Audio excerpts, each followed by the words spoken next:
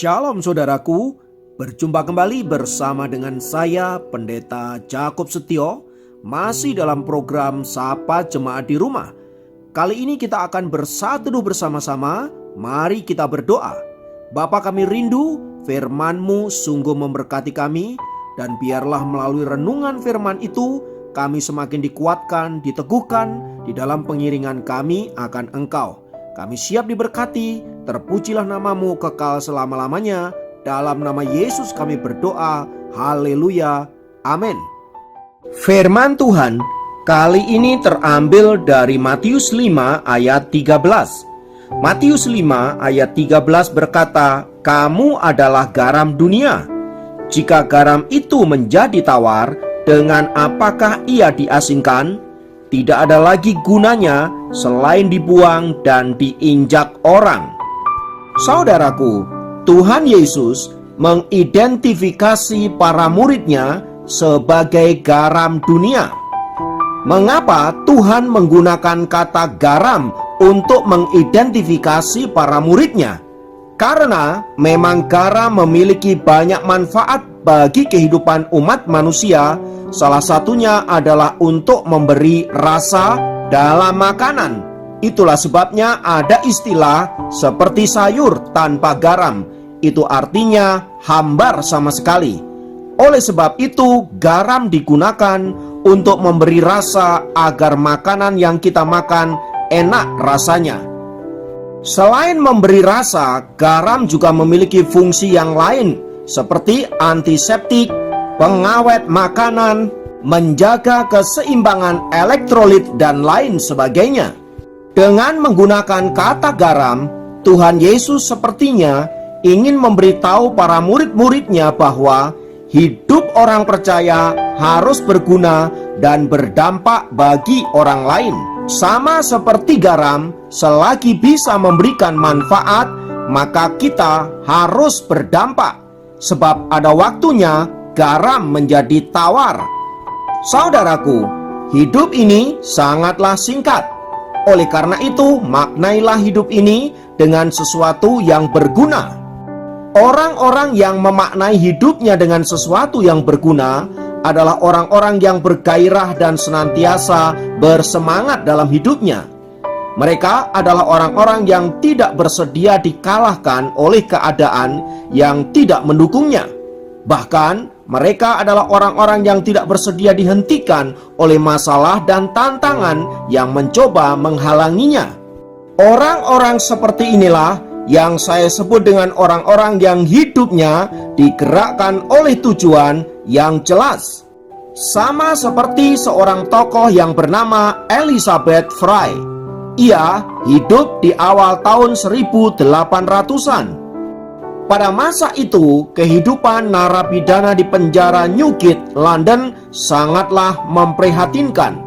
Mereka makan, tidur, dan buang air di ruangan yang sama. Tidak ada makanan dan pakaian yang cukup, sehingga beberapa di antara mereka mengalami ketelanjangan, tak sadarkan diri, dan tergeletak sampai pada akhirnya tewas. Sebuah kasus yang cukup mengerikan misalnya, ada seorang wanita yang sedang menunggu persidangan karena mencuri sebuah apel di penjara bersama dengan seorang narapidana lain yang dituduh sebagai pembunuh. Melihat keadaan yang demikian, Elizabeth Fry tidak bersedia tinggal dalam kenyamanannya sebagai seorang putri salah satu bankir terkenal di Inggris. Setelah ia berusia 21 tahun, ia menikah dengan seorang yang sangat kaya dan melahirkan 11 anak. Namun demikian, hatinya terpanggil untuk membela para narapidana wanita itu. Elizabeth Fry yang dikenal sebagai perintis reformasi penjara, ia melakukan pelayanan demi pelayanan untuk menolong orang-orang yang ada di dalam tahanan, khususnya para wanita. Ia membagikan obat-obatan dan pakaian bagi para tunawisma dan narapidana yang mengalami ketelanjangan.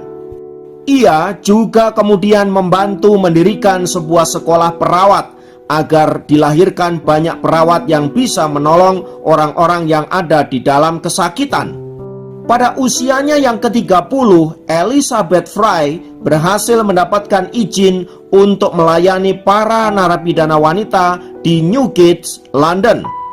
Namun tindakannya itu justru mendapatkan perlawanan dari teman-teman sebangsanya, orang-orang kaya di lingkungan para birokrat.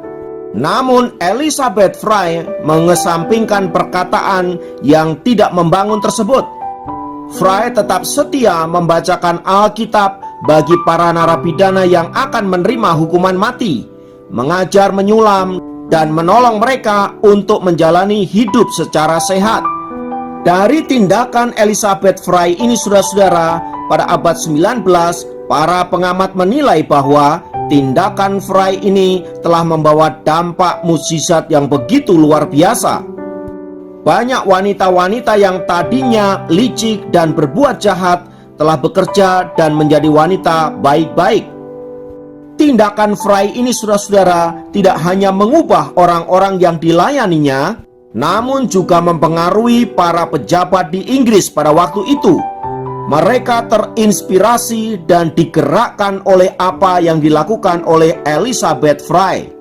Saudaraku, sebagai orang-orang percaya yang telah menerima keselamatan dan hidup di dalam kasih Kristus, maka kita harus senantiasa memiliki sebuah tujuan, yaitu hidup untuk menjadi berkat bagi sesama.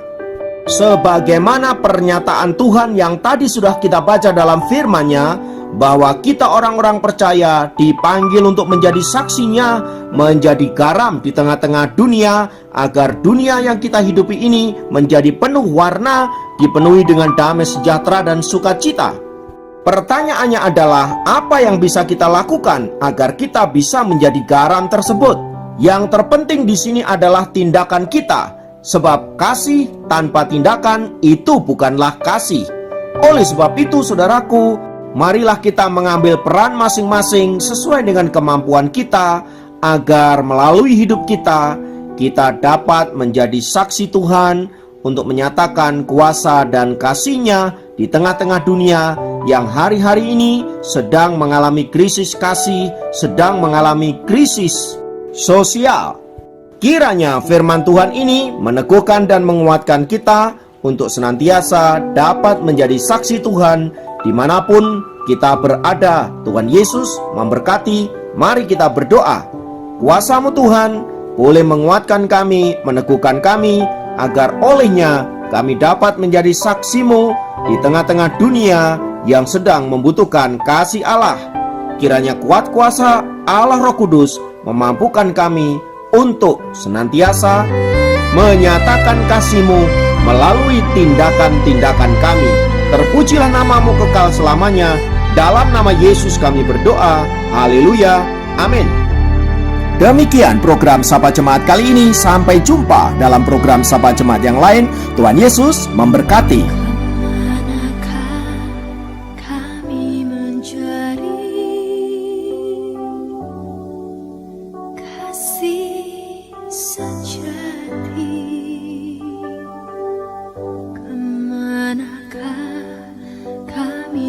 Berseru